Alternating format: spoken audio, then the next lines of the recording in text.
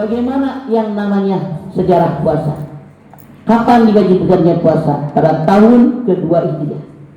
Ketika Rasulullah SAW hijrah di kota Mekah ke kota Madinah, beliau melihat orang Yahudi berpuasa. Rasul nanya, kenapa kalian berpuasa? Mereka menjawab, kami berpuasa mensyukuri selamatnya Nabi Musa, mensyukuri tenggelamnya Fir'aun. Setelah Rasul mendengar jawaban orang Yahudi, kenapa mereka berpuasa? Rasul menjawab, kita umat Islam lebih layak berpuasa. Maka pada saat itu puasa tanggal 10 bulan Muharram hukumnya wajib buat kita. Hanya sehari tanggal 10 Maret.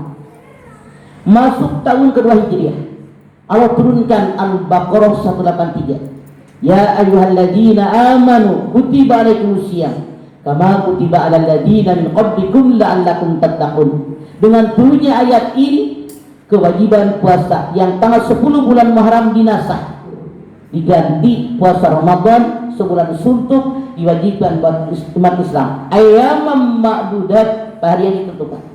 Sebulan kadang 28 hari, kadang 29 hari, kadang-kadang 30 hari. Jadi tidak pasti, kadang 28, kadang 29, kadang 30. Ini yang dikatakan oleh Allah ayyamam ma'dudat. Dengan turunnya ayat ini, puasa ayat tanggal 10 bulan Muharram berubah menjadi wajib, menjadi sunat muakkad. Di mana posisinya? Wajib, sunat. Sunat muakkad di antara wajib dengan sunat, mendekati wajib tapi di atas sunat.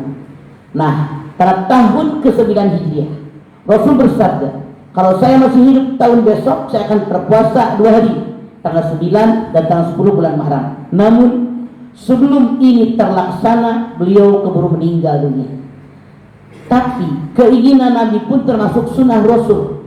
Thariqah sunnatul Rasul, perjalanan sunnah Rasul. Hadis ini ada 4. Yang pertama perkataan Nabi, perbuatan Nabi, takrir Nabi, keinginan Nabi.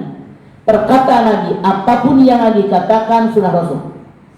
Perbuatan Nabi, apapun yang Nabi perbuat sunnah Rasul. Takrir Nabi, takrir itu ketentuan. Misalnya di depan Rasul seorang sahabat berkata sesuatu, Rasul tidak menegurnya, artinya boleh. Misalnya seorang sahabat berbuat sesuatu depan Rasul, Rasul tidak menegurnya, artinya boleh. Ini takdir. Yang keempat, keinginan.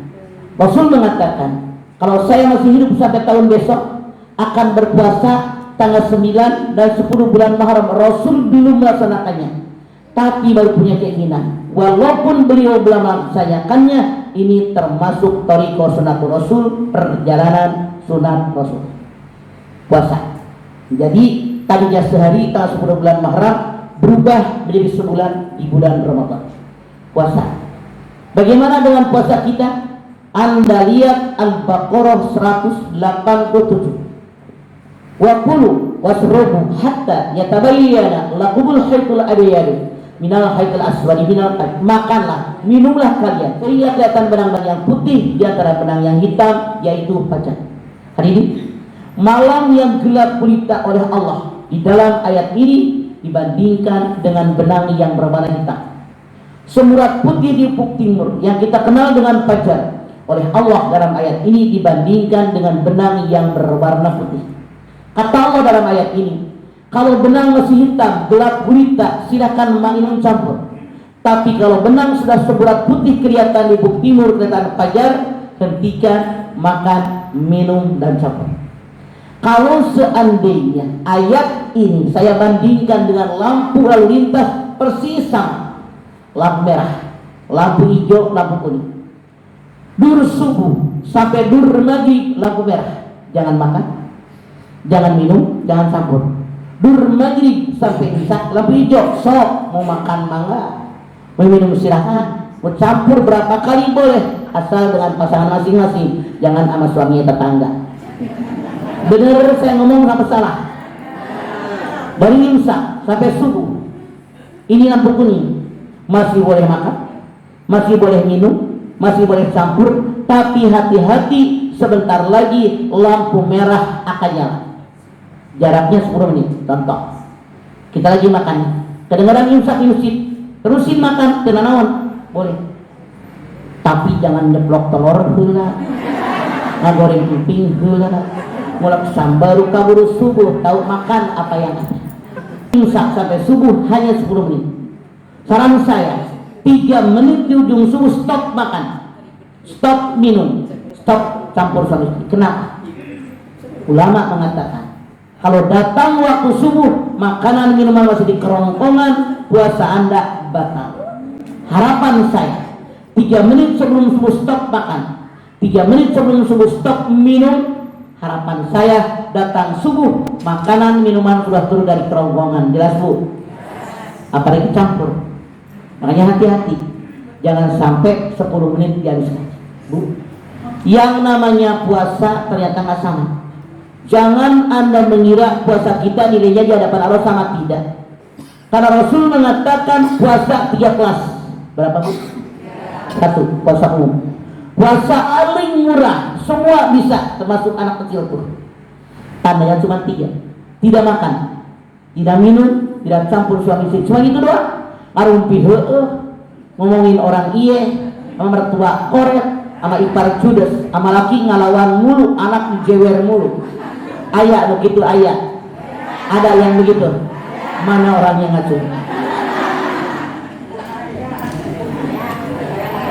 Rasul mengatakan, kam min sha'imin laisa lahu min siyamihi ilal ju'i.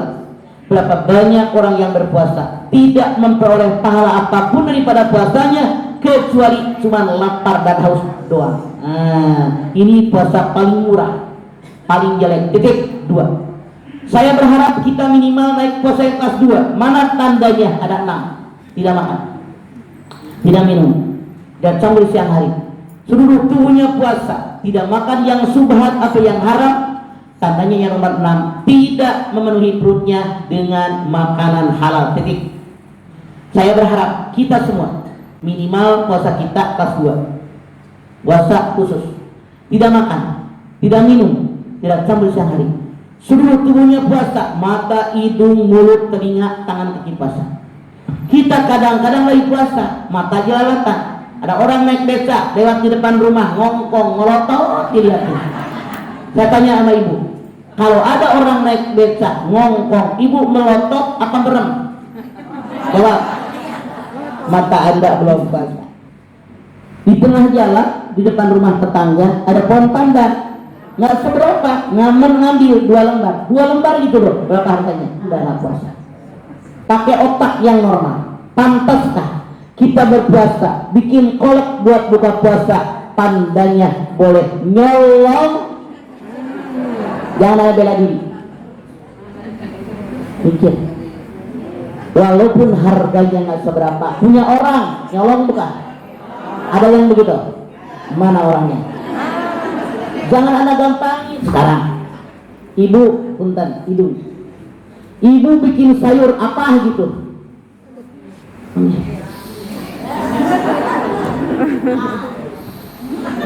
hidung Anda nggak puasa, jadi makruh puasaan.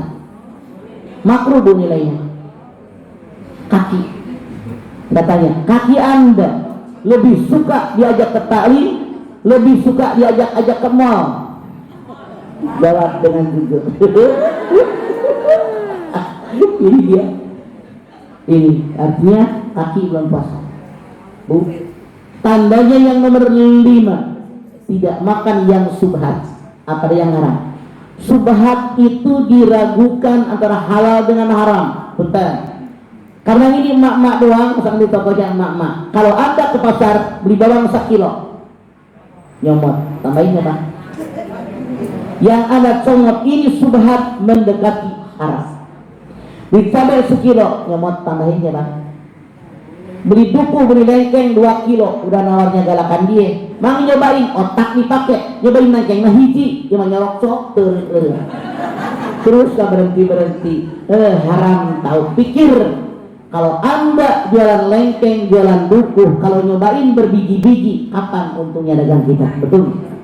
Kita dari guru ngaji di para ustazah kasih contoh murid kita, bagaimana penampilan kita, bagaimana kelakuan kita, bagaimana sikap kita. Saya terus terang aja tiap hari ketemu orang malu, kok ustazah kayak orang kelaparan. Halal memang, Tapi sebelah kita udah lirik, dia juga pengen. Saya tidak bercanda. Suguhan itu kita makan dulu, sisanya ada, bagi rata. Bukan begitu dikeluarin langsung dimasukin tas. Kayak orang kelaparan, mana etika kita? Bukan kalau berfirman Rabbana ma khalaqta hadza batila, yang Allah ciptakan sia-sia. Binatang jalannya merangkang, kepala tempat otak, kemaluan tempat nafsu rata. Manusia jalan tetap berdiri, kepala di atas tempat otak, kemaluan di bawah. Apa artinya? Kalau kalian merasa jadi manusia, kalau ada masalah dalam hidup, pakai otak, jangan pakai nafsu. Mukus kue paling banyak. Saya mah aneh kan? Tolong rubah kita. Pakai otak yang di atas, akal sehat, jangan pakai nafsu. Tandanya yang nomor 6, puasa khusus tadi. Tandanya yang nomor 6, tidak memenuhi perutnya dengan makanan halal. Min uri'ain abduridallah min baki minal halal. Tidak ada satu pun tempat yang dibenci oleh Allah kecuali perut yang dipenuhi dengan makanan halal. Duit punya saya, yang belanja saya, yang masak saya, yang nyakan di meja saya, yang makan saya. Kalau sampai kekenyangan, kemelekeran, kekenyangan, Allah sangat membenci. Rasul bersabda, jangan makan sebelum lapar, berhenti makan sebelum kenyang. Kita mah hari Minggu kondangan 4 rumah. Rumah yang pertama makan nasi, rumah yang kedua makan empek-empek, rumah yang ketiga makan nasi, rumah yang keempat makan kimlo. Ini makan lagi apaan? Gue ada kondangan goban aja, Allah korek amat baru goban makan. Hati-hati. Rasul bersabda, perut yang dia sepertiga makanan, 3 udara seperti saya. Kenapa? Orang yang perutnya penuh dengan makanan halal dibenci oleh Allah karena ada beberapa sisi negatif dari orang yang perutnya penuh dengan makanan halal. 1, ketaatan kepada Allah kurang. Contoh bulan puasa, buru maghrib gelap-gelap sirup 11, kolang kaling semangkok, korak pisang semangkok, salat maghrib, gua belum makan nasi, bok sapling mundur. Dur Isa, tetangganya manggil, Tuti, mana Tuti? Mana Tuti? Tuti, taraweh, kata Tuti, duluan deh, gue begal. 2, orang yang perutnya penuh dengan makanan halal, kasih sayang dengan tetangga kurang. Islam mengajarkan kepada kita, kalau di rumah kita banyak makanan, tetangga bagi. Kalau perut sangat kenyang, boro-boro membagi tetangga. Tuti, masya Allah, boro-boro molor. 3, orang yang perutnya sangat kenyang, konsentrasi tidak ke sini, tapi ke sini. Kalau dia seorang guru, dia seorang ustazah, misalnya saja, dia seorang motivator, misalnya saja, dia seorang penceramah, guru ngajar. Kalau perutnya sangat kenyang, konsentrasi tidak ke otak, tapi ke sini. Ibu punten, lihat. Kadang-kadang ada guru ngaji, ada penceramah, kan yang namanya kalau ceramah harus tersusun. Judulnya ini, bagian yang ini, sehingga orang yang mendengarkan ngerti. Bahkan kalau dicatat bisa disampaikan lagi sama orang. Tapi orang yang perutnya sangat kenyang, konsentrasi tidak ke sini, tapi ke sini. 4, sisi negatif dari orang yang perutnya penuh dengan makanan halal. Kalau dia seorang mahasiswa, kalau dia seorang siswa, peserta seminar, seorang ustami kayak Anda, masya Allah, kenyang banget tadi pagi makan, bisanya lagi ngaji, pasang AC, pasang kipas angin, nyender. Makanya orang yang ngajinya nyender sama yang tidak nyender, pahalanya jadi hari yang tidak nyender. Langsung Tuti bangun. 5, Rasul bersabda, sumu tasihu, berpuasa niscaya kalian sehat. Bukankah kalau kita sakit dokter perintahkan puasa? Contoh, ibu kenapa datang ke sini? Darah tinggi, jangan makan telur asin ya, jangan makan kecap ya, jangan makan ikan asin, garam jangan kebanyakan, puasa kan? Ibu kenapa? Gula, jangan makan yang manis ya, dikurangi, puasa. Suatu ketika Rasulullah berkirim surat kepada Raja Yaman. agar masuk Islam, menghimbau. Raja Yaman balasan kirim surat, saya simpati denganmu, hormat denganmu, tapi tidak mau masuk Islam. Sebagai penghormatan saya berikan seorang dokter ahli untuk mengobatimu. Dikirim tuh dari Yaman ke Madinah seorang dokter ahli buat merawat Rasul, saking simpatinya Raja Yaman. Ternyata selama 2 tahun dokter ahli dari Yaman ini nungguin Rasul sekalipun tidak pernah sakit. Dia mikir, saya malu nih sama Rasulullah, kayak makan gaji buta gitu bang. 2 tahun sekalipun gak pernah sakit. Dia berpikir, mendingan pulang aja ke Yaman, malu gajinya gede. Dia menghadap Rasul, dia cerita, ya Rasulullah, saya ini sudah 2 tahun tinggal di sini menjaga kesehatan, tapi satu kali pun saya tidak pernah sakit. Saya mau pulang aja Rasulullah. Rasul bilang, kalau itu keputusanmu silahkan, mangga pulang. Kenapa? Ini orang dokter ahli sudah 2 tahun di Madinah, belajar Islamnya sudah hebat. Kalau dia pulang ke Yaman, dia berdakwah ke orang-orang Yaman tentang Islam, makanya Rasul izinkan dia pulang. Tapi dokter ahli tadi bertanya, ya Rasulullah, apa sih resepnya? Kenapa 2 tahun sekalipun kau nggak pernah sakit? Rasul bersabda, sumu tasir, berpuasa niscaya kalian sehat. Jadi dengan berpuasa, tidak bek-bek makan, tidak berlebihan, insya Allah kita menjadi orang yang sehat. Amin. Yang ketiga, puasa paling istimewa. Khusus tandanya 7, tidak makan, tidak minum, yang cabut siang hari, seluruh tubuhnya ikut berpuasa, tidak makan yang subhat atau yang haram, tidak memenuhi perutnya dengan makanan halal. Tandanya yang ketujuh, semua alam pikirannya tertuju hanya mengharapkan ridhonya Allah. Hadirin saya tanya, kira-kira puasa Anda selama ini kelas 1 yang paling jelek, kelas 2 yang lumayan, kelas 3 yang istimewa? Jawab dengan jujur. Bilang kelas 1 gua malu. Bilang kelas 2 kayaknya belum. Semoga minimal puasa kita kelas 2. Amin. Bu, puasa ini berat, tapi Allah Maha Adil. Allah Maha kasih sayang kepada umatnya, sampai Allah berfirman dalam hadis qudsi, kullu amali ibni adam lahu ila siyama fa innahu li wa ana ajrihi. Semua amalan anak Adam buat dirinya masing-masing kecuali puasa.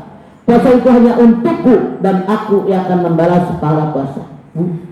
Kenapa? Ibadah yang lain orang akan menilai, tapi puasa berbeda. Contoh, kalau ibu sholat di masjid, semua yang datang ke masjid tahu anak sholat. Kalau ibu sholat yang di rumah, suami ibu, anak ibu, pembantu ibu, sopir ibu akan melihat anak sholat. Sekarang, kalau sedekah, walaupun kita tidak bicara dengan siapapun saya sedekah, minimal orang yang menerima sedekah akan tahu saya sedekah. Apalagi ibadah haji, yang berangkat sepasang suami istri, yang nganter 5 bus, 10 ansor, 50 gram, bacet sampai ke pondok gede, dadah sama yang dadahnya siapa? Berbeda dengan puasa. Allah menyatakan fa innahu li wa ana ajrihi. Puasa itu hanya untukku dan aku berpuasa. Maksudnya apa? Yang tahu puasa benar atau tidak hanya Allah dengan orang bersangkutan. Contoh, genteng saya bocor, manggil tukang Kong Namin misalnya, namanya Kong Namin sama saya. Sehari 150.000, rokok 1, pagi kue sama kopi, siang makan siang sama rokok 1, sore kue sama kopi. Mau rajin mau kagak itu pahalanya sama, yang penting kerja seharian. Yang maksud puasa kata Allah fa innahu li wa la yujdihi, bagaimana kusuknya dia puasa atau tidak. Misalnya kalau dia puasa yang benar-benar nilainya 150 misalnya, kalau puasanya asal-asalan 100, beda nilai. Beda kalau saya nyuruh kerja nangin, rajin kagak rajin, husuk nggak husuk, hasilnya baik atau tidak, tetap pego. Rokok 1, pagi sore kopi sama kue, siang makan siang. Tapi dengan puasa kata Allah fa innahu li, hanya aku yang lihat. Kenapa? Bisa terjadi. Wa ana azdihi, Puasa itu hanya untukku dan aku yang akan membalas pahala puasa. Puasa yang mana yang untukku? Puasa yang terpenuhi syarat rukunnya. Apa rukun puasa? Rukun puasa cuma dua kok. Yang pertama niat, yang kedua menahan diri yang membatalkan puasa.